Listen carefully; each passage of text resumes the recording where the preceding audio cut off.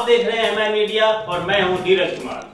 आगे बढ़ने से पहले एक नजर सुर्खियों पर। मोदी की लहर से राजनीतिक भूकंप, रामविलास का एनडीए में वापसी, राजद में फूट, बागी विधायक घर के रहे न घाट के, छिन सकती है सदस्यता। दलित नेता उदित राज ने भाजपा में जताई आस्था, इंडियन जस्टिस पार्टी का भाजपा में विलय। राहुल गांधी ने लगाया किसानों का महापंचायत, कहा आम लोगों के हाथों में जानी चाहिए सत्ता। आप नेता और दिल्ली के पूर्व सीएम केजरीवाल पर मुसलमानों का हमला, कहा कितने उम्मीदवार होंगे मुस्लिम। सोनिया गांधी का बरेली दौरा खत्म, जनता को दिए कई नए सौगात। फरीदाबाद के लखनपुर में खाद्य एवं आपूर्ति मंत्री महेंद्र प्रताप सिंह ने कई उद्घाटन किए। सड़क, नाली, पानी, कई जन सुविधाएं आम लोगों को किया समर्पित। दरअसल काफी वर्षों से जन सुविधाओं को तरस रहे डेरा निवासियों को खुश करने के लिए मंत्री जी ने एक साथ तीन उद्घाटन कर मतदाताओं को अपनी ओर रिझाने की बेजोड़ कोशिश। झुग्गी झोपड़ी और इन कॉलोनीज के ऊपर हमेशा तलवार लटकी रहती है, पहले भी लटकी रही। लेकिन अगर पुरानी याद को उस समय से जोड़ोगे तो उस समय को याद करिए कि झुग्गी झोपड़ी की आवाज उठाने वाला कोई भी नहीं था जिस समय महेंद्र प्रताप। इस उद्घाटन समारोह में फरीदाबाद व हरियाणा के प्रथम मेयर सूबेदार सुमन ने मंत्री जी के कार्यों की सराहना करते हुए आभार जताया। आठ डेरों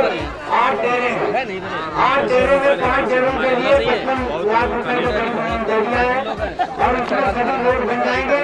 बाकी जो आपके 4 डेरे हैं छोटे छोटे, उनको भी आगे उन्होंने कहा है कि अगले बजट में उनको भी पूरा करेंगे।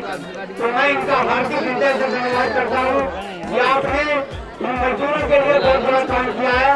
मैं समझता हूँ कि जिनका कोई नहीं सुनता उनका आप सुनते हैं और उनके मसीहा है। कांग्रेस नेता पप्पी आर्या और जितेंद्र भड़ाना ने भी मंत्री जी का आभार जताया। सारे रास्ते कंप्लीट हो गए हैं, 10-5% बचे हुए हैं काम। पानी की जो व्यवस्था, प्राइवेट लोगों के जो ट्यूबवेल चलते थे वो सब बंद हो गए हैं। सरकारी ट्यूबवेल का पानी हर गली में हर घर तक पहुंच गया है। बिजली की अच्छी व्यवस्था हो गई है। मतलब हमारे इस क्षेत्र में यहाँ आदमी अपने विधायक से, हम अपने मिनिस्टर साहब से, महेंद्र प्रताप जी से 100 के 100% खुश हैं और वही नतीजा है कि आज वो 5 बार से लगातार हमारे क्षेत्र का प्रतिनिधित्व कर रहे हैं। ग्रामीणों ने भी जताई खुशी और कांग्रेस को वोट देने का भरोसा। जी हमारे यहाँ जी बहुत कीचड़ हो रहा था, बहुत दिक्कत हो रही थी, लोग निकल नहीं पा रहे थे अपने घरों से। सड़क पे पानी एकदम बह रहा था। सड़क बनने से हम लोग कम से कम कीचड़ से निकल के बाहर सड़क पे अच्छे से निकल सकेंगे। बहुत अच्छा फ़ायदा। हमारे बच्चे भी जो वहाँ खेलते कूदते थे, अब वो कीचड़ से नहीं खेलना पड़ेगा, उनको अच्छी सड़क मिलेगी निकलने के लिए, चलने के लिए। हाँ, उनसे उम्मीदें तो पूरी हैं, उनसे उम्मीदें तो पूरी हमेशा रही हैं। उन्होंने सब कुछ किया है अभी तक और अभी भी वही करेंगे आगे चल के भी। उनसे पूरी उम्मीद है हमें।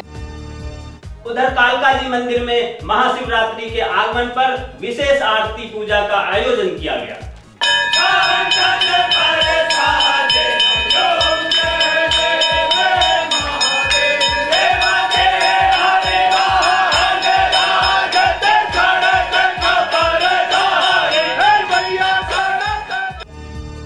उत्तर भारत के विष्णुपुरा में जन्मे डॉक्टर एन.के. पांडे के माता पिता ने कभी सोचा भी नहीं होगा हमारे पुत्र को भारत के राष्ट्रपति द्वारा कभी पद्मश्री सम्मान से नवाजा जाएगा। जी हाँ, कुछ ऐसी ही कहानी है डॉक्टर एन.के. पांडे की, जिसने बचपन से गरीबी को झेलते हुए कड़ी लगन से पढ़ाई की और डॉक्टर बने। डॉक्टर बनने के बाद वे लंदन में सेटल हो चुके थे, परंतु उनके माता के प्रेम ने उन्हें वापस इंडिया खींच लिया। MI न्यूज़ के देखने वालों को शुभकामनाएं देना चाहूँगा।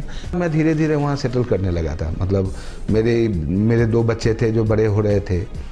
मेरे माँ बाबूजी दोनों ही थे। तो मेरी माँ की बड़ी इच्छा थी कि बेटों को घर वापस आना चाहिए। तो अगर मैं सच्चाई बताऊँ तो मेरी माँ के कहने से उनके प्रेम में मैं वापस आया। ये अवार्ड जो मुझे मिला है वो चिकित्सा के क्षेत्र में मेरे योगदान को लेके मिला है और मेरी जो कंट्रीब्यूशन रही है मेडिकल के क्षेत्र में उसके चलते मिला है। इसके पहले भी मुझे BC रॉय नेशनल अवार्ड 2005 का 2008 में श्रीमती प्रतिभा पाटिल ने दिया था। वो वो जो था, जो स्पेशलाइज्ड फील्ड में मेरे वर्क को रिकॉग्नाइज किया गया था BC रॉय नेशनल अवार्ड से। और ये मेडिसिन में, चिकित्सा के क्षेत्र में जो मेरा कंट्रीब्यूशन है, उसके लिए मेरे को रिकॉग्निशन दिया। मेरी जो प्रारंभिक शिक्षा थी वो मेरे अपने गांव से हुई। मेरा जो मूलतः जो निवास है, जो गांव है, उसका नाम है विष्णुपुरा। ये जो जगह थी ये नॉर्थ बिहार में आती है। जब मैं स्कूल में था तो मैं गांव के लोकल स्कूल में पढ़ने गया, गणेश पाठशाला। और जब भी बरसात होती थी तो स्कूल बंद हो जाता था, क्योंकि स्कूल में छत ही नहीं था। तो उसके बाद जब सेकेंडरी एजुकेशन का सवाल आया तो गांव से 3-4 किलोमीटर दूर एक बंगड़ा नाम का गांव है, वहाँ पे ये नए जो स्कूल उस समय खुल रहे थे, तो वहाँ बड़ा स्कूल का कॉम्प्लेक्स खुला, वहाँ जाना शुरू किया। ऐसे हमारा परिवार जो है वो शिक्षकों का है। पहले मेरे पिताजी हाई स्कूल के हेडमास्टर हुआ करते थे, लेकिन बाद में उन्होंने सरकारी नौकरी ज्वाइन कर ली थी, तो उनका रांची में ट्रांसफ़र हो गया। तो फिर मैं रांची चला गया। उसके बाद मैं पटना साइंस कॉलेज चला गया। तो मेरी प्री यूनिवर्सिटी की जो शिक्षा थी वो पटना साइंस कॉलेज से थी। मैंने MBBS पटना मेडिकल कॉलेज से किया। MBBS करने के बाद मैंने अपने चिकित्सा की शुरुआत पटना से के बगल में एक ब्लॉक था, दानापुर ब्लॉक से शुरू किया था, जहाँ पे मैं मेडिकल ऑफिसर था। और वहाँ पे मैंने 1 साल काम किया, लेकिन मुझे लगा कि जो मेरा जो पोटेंशियल जो मैं उपलब्ध कर सकता हूँ, वहाँ उसकी उपलब्धि नहीं हो सकती। इसी बीच में मेरा admission masters of surgery course के लिए हुआ, और साथ ही साथ मुझे मौका मिला विदेश जाने का। तो मैंने ये छोड़ के मैं विदेश चला गया और इंग्लैंड में था। वहाँ पे 9-9.5 साल तक मैंने 5 साल 6 साल तो मैंने पढ़ाई की, और पढ़ाई करने के बाद मैंने FRCS की डिग्री प्राप्त की, जो उन दिनों में बड़ा कठिन समझा जाता था। और अपने ट्रेनिंग के बाद मैं हायर स्पेशलाइजेशन वहीं करने लगा, इंग्लैंड में ही करने लगा। काफ़ी समय तक मैं लंदन के बड़े अस्पतालों में काम किया। उन दिनों में चेरिंग क्रॉस हॉस्पिटल बड़ा फेमस हुआ करता था, वहाँ मैंने काम किया। फिर मैं हैमर स्मिथ हॉस्पिटल चला गया कुछ दिनों के लिए। वहाँ पे लीवर के बड़े धुरंधर सर्जन हुआ करते थे, प्रोफेसर ब्लूमगार्ड, उनके साथ काम करने का मौका मिला। और कुछ समय तक एडिनबरा में एक सर्जन थे जिनका ब्रेस्ट कैंसर पे बहुत बड़ा काम था, उनका नाम था सर APM फॉरेस्ट, तो उनके साथ कुछ काम किया। तो इस तरह से मैंने अपने स्किल को, अपने ज्ञान को और बढ़ाया। और आज doctor NK Pandey NCR region के सबसे बड़े हॉस्पिटल में MD हैं। आइए सुनते हैं इस मुकाम तक पहुंचने के लिए इन्होंने किन किन कठिनाइयों का सामना करना। पहले मेरे दिमाग में ही नहीं था कि मैं कोई अपनी संस्था बनाऊंगा।